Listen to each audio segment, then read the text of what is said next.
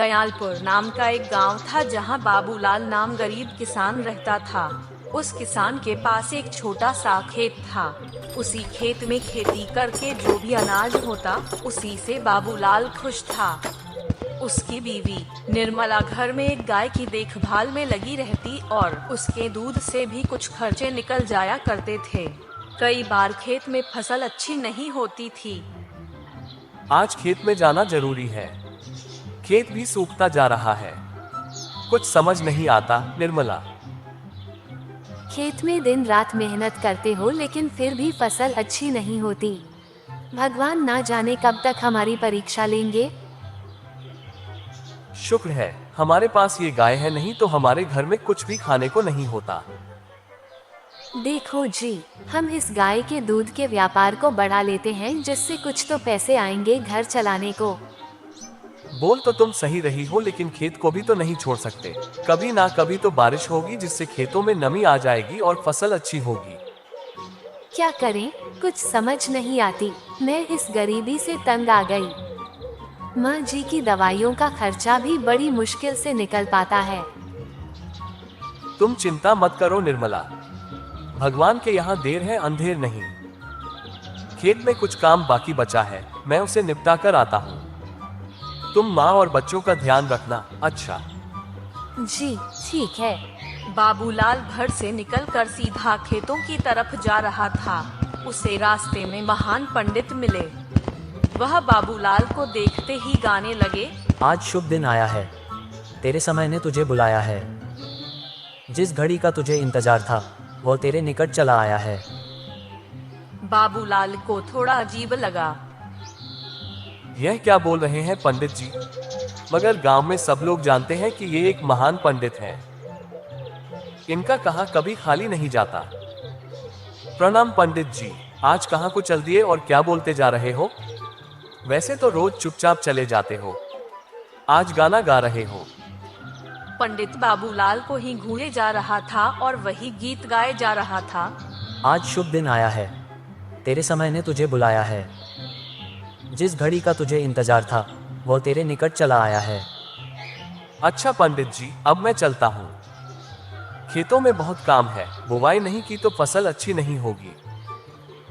उसके बाद बाबूलाल खेत में पहुंच गया और खेत खोदने लगा।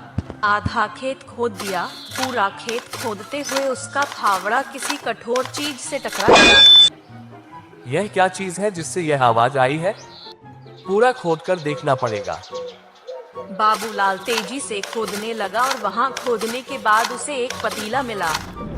यह क्या? पतीले को भी कोई जमीन में गाड़ता है? कल तक तो यहाँ कुछ नहीं था। खैर छोड़ो, अब मेरे खेत में मिला है तो मेरा हुआ। चलो घर ले जाता हूँ इसे। बाबूलाल पूरा खेत जोतकर पतीला लेकर अपने घर चल दिया और अपनी पत्नी से बोला, देखो क्या मिला है मुझे खेत में आज। लगता है कोई कल रात को ही गाड़ कर गया था। बताओ तो, ये भी कोई खेतों में गाड़ते हैं। चलो अच्छा है, किसी काम तो आएगा। कितना अच्छा होता कि कहानियों की तरह सोने से भरा हुआ घड़ा मिलता आपको। अच्छा, अब सपनों को छोड़कर इस पतीले को साफ कर लेना। दूध निकालने के काम ही आ जाएगा। तुम्हें अब कोई दूसरा बर्तन नहीं खरीदना पड़ेगा। ठीक है, सफाई बाद में, अभी माँ जी को खाना देना है। बाबूलाल ने पतीले को नीचे रखा और अपने घर के काम में लग गया। रोज के सारे काम सामान्य तरीके से चल रहे थे। सब सो गए। अगले दिन उठे और अपने काम में लग गए। निर्मला दूध निकालने के लिए गाय के पास गई। सुनो निर्मला, दूध के लिए जो पतीला था तुम दूध उसमें ही रखो। बहुत बड़ा पतीला है वो। अंदर रखा है वो, तनिक लेकर आइए तो। बाबूलाल ने पतीला लाकर निर्मला को दिया और निर्मला ने सारा दूध निकालकर उस पतीले में डाला। जैसे ही निर्मला पतीले को उठाने लगी, गाय ने उसे तेजी से लात मार दी और निर्मला वहीं गिर गई। हाय, ये क्या हो गया? कोई है? पप्पू के पापा कहाँ गए? बाबूलाल दौड़ता हुआ आया और निर्मला से पूछने लगा, क्या हुआ? तुम्हें चोट कैसे लग गई और तुम गिरी कैसे? देखो ना, आज इस गाय ने मुझे लात मार दी।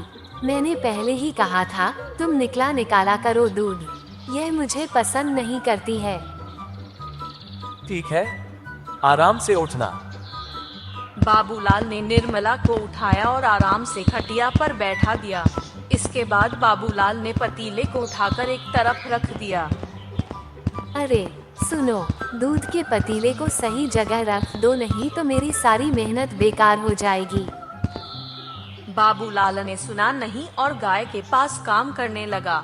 वह गाना गाकर गाय को सुनाने लगा, क्योंकि उसकी गाय उसका गाना बहुत अच्छे से सुनती थी। दयालपुर का वासी हूँ, बाबूलाल है नाम, सीधी सादी बोली मारे, सीधा सा है काम। दयालपुर का वासी हूँ, बाबूलाल है नाम, सीधी सादी बोली मारे, सीधा सा है काम। ये तुम्हारा गाना सुन सुनकर ही बिगड़ी है। मुझे तो ये बिल्कुल पसंद नहीं करती। बाबूलाल कुछ सुन ही नहीं रहा था। तभी पतीले को बच्चों ने खेलते हुए गिरा दिया और सारा दूध गिरने लगा। अरे देखो तो बच्चों ने यह क्या कर दिया। देखो जरा, तुम दोनों को अभी बताती हूँ मैं। अरे क्या किया तुम दोनों ने? ये दूध का पतीला गिरा दिया। रुको, बताता हूँ तुमको। तुम्हारा तो रोज का हो गया है। अरे उसे छोड़ो, ये देखो क्या हो रहा है। दोनों पतीले की तरफ ध्यान से देखते हैं। उसमें से दूध खत्म होने का नाम ही नहीं ले रहा था। पूरे घर आंगन में और गाय के नीचे तक बस दूध ही दूध फैलता जा रहा था। सुनो जी, यह क्या हो रहा है? इतना दूध कहाँ से आ रहा है? मैं भी यही देख रहा हूँ। ये सब क्या अजीब सा देखने को मिल रहा है। ये किसी जादू से कम नहीं है, निर्मला। बाबूलाल ने पूरा हाथ उस पतीले में डालकर देखा, लेकिन अंदर ऐसा कुछ नहीं था जिससे कि दूध के आने का पता चल सके। अंदर तो ऐसा कुछ नहीं है, फिर ये दूध कहाँ से आ रहा है? निर्मला खुशी से फूली नहीं समा रही थी, क्योंकि उसे समझ आ गया था कि यह कोई मामूली पतीला नहीं, जादुई है। सुनो, हम तो अमीर हो गए आज ही इसको पाकर। अरे पागल हो गई है क्या? पहले जो दिख रहा है उसको संभालने दे, फिर अपनी बात बताना। बाबूलाल ने धीरे धीरे घर के सारे बर्तन भर दिए, मगर फिर भी दूध खत्म नहीं हुआ। फिर उसने गुस्से में पतीले को उल्टा पटक दिया तो दूध बहना बंद हो गया। तब उसे जाकर राहत की सांस मिली। निर्मला, ये तो सच में जादुई पतीला है। देखो, सारे बर्तन भर गए। अब इतने सारे दूध का हम क्या करेंगे? क्या करेंगे मतलब? हम इसे पूरे गांव में बेचेंगे और गांव के बाहर भी। तुम्हारा दिमाग खराब है क्या? इतना दूध अचानक से हम कहाँ बेच पाएंगे? अरे अब हम मालामाल हो जाएंगे। दूध के सारे सामान बनाएंगे, दही, पनीर, खोया, सब कुछ। अब हर घर में हमारे दूध से बने ही सामान होंगे। बाबूलाल और निर्मला की सूझबूझ से यही हुआ। दोनों उस पतीले के दूध से दही, मक्खन, घी और खोया जैसा सामान तैयार करने लगे और नगर नगर जाकर बेचना शुरू कर दिया। एक दिन अगर दोनों जाएंगे तो सामान बनाना मुश्किल हो जाएगा। हमें अपने साथ किसी को जोड़ना ही पड़ेगा। ठीक है, मगर भरोसेमंद आदमी का मिलना मुश्किल है।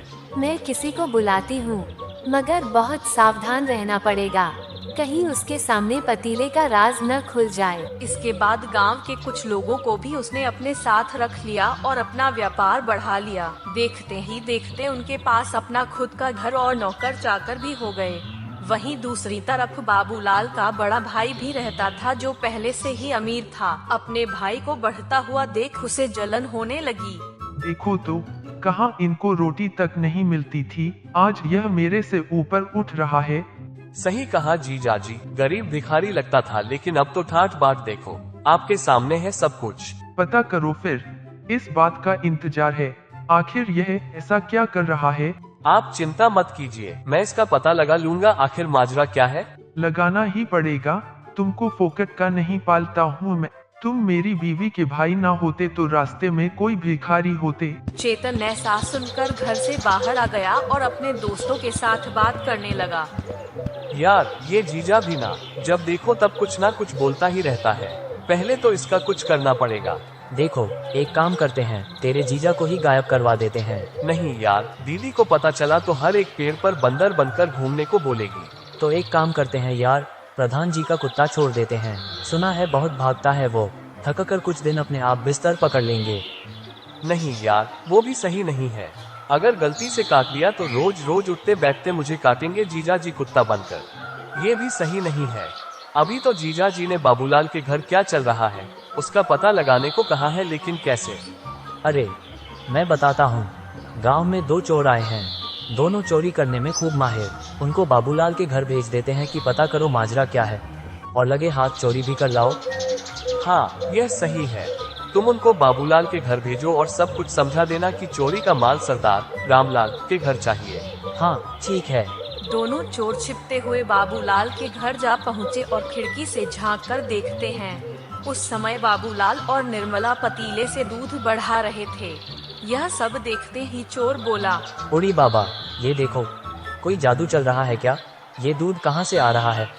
अरे बुड़बक, यही है जादुई पतीला, इसी की वजह से बाबूलाल सेठ बन गया है। इसी पे अपन को हाथ साफ करना है आज, समझा? दोनों रात में बाबूलाल के घर गए और दीवार से कूदकर अंदर आए। उड़ी बाबा, तुम इंतजार करो, जब यह इस कमरे से बाहर जाएगा तब अपना हाथ साफ करें। हाँ ठीक है भीड़ू। दोनों चोर कुछ देर इंतजार करने लगे। उसके बाद बाबूलाल और निर्मला वहाँ से बाहर निकले। उड़ी बाबा, यही सही समय है, उठा ले पतीले को और सरदार के घर चलते हैं। खुश होकर सरदार इनाम देगा। मैं तो कहता हूँ इस पतीले को लेकर कल्टी मार लेते हैं भाई, माला माल हो जाएंगे। हाँ उड़ी बाबा, सरदार की मार भूल गया क्या?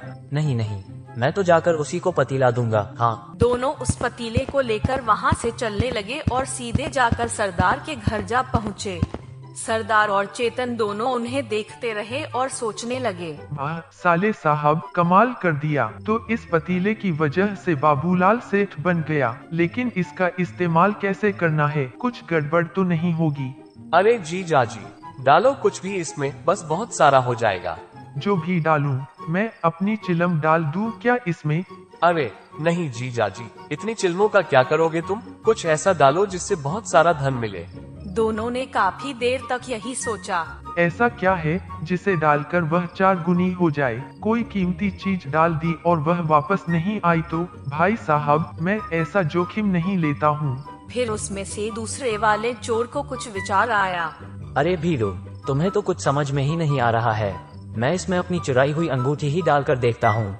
उड़ी बाबा रुको तो, ऐसा नहीं कर सकते, हमको कुछ पता नहीं इसके बारे में, कुछ गड़बड़ नहीं करना है, कुछ नहीं, समझा तुम? मगर दूसरे चोर ने बोलते बोलते अपनी अंगूठी पतीले में डाल दी। कभी मेरी बात नहीं सुनते हो, हमेशा गड़बड़ करते हो। अरे कभी तो सुन लिया करो। अरे तुम चिल्लाना छोड़ो, ये देखो पतीले में क्या हो रहा है। यह क्या? इतनी सारी अंगूठियाँ कहाँ से आ रही है? उड़ी बाबा, यह क्या हो गया, इतनी सारी अंगूठी? सब लोग उस पतीले का जादू देख हैरान रह गए, क्योंकि उस पतीले का जादू एक बार चलने पर बंद ही नहीं होता था। दूसरा चोर घबराता हुआ बोला, यार सच बताऊं तो ये सोने की अंगूठी नहीं है, मुझे कहीं रास्ते पर पड़ी हुई मिली थी, मैंने तो बस ऐसे ही डाल दिया। अरे मैं इस कमरे में फंस गया हूँ, इन अंगूठियों को बंद करो, मुझे बचाओ, इस पतीले के जादू को रोको, बचाओ। देखते ही देखते अंगूठी पूरे घर में भर गई। दोनों चोर और सरदार अंगूठियों के नीचे दब गए और निकल नहीं पाए, मगर चेतन यह जादू देखते ही घर से निकल गया था।